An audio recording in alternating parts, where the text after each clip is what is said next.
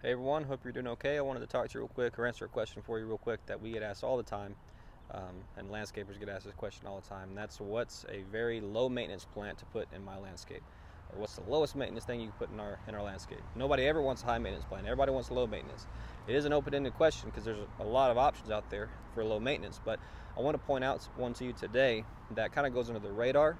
That's not really talked about a whole lot. Like if you Google low maintenance plants, North Texas, whatever, you don't get this one on all the lists that pop up in those searches.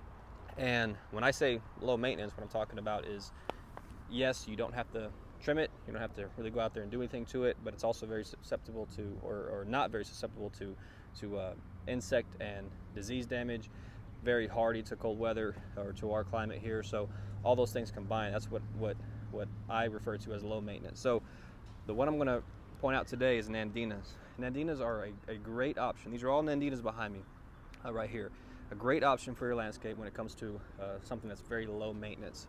What's great about them is they come in all different shapes and sizes and colors. There's so many different varieties. So if you can find something for any landscape when it comes to Nandinas. And like I said, the whole point of the video, they're very low maintenance. You can put these things in the ground and basically forget about them. Yeah, you got to water them, but they're also very forgiving even in that area.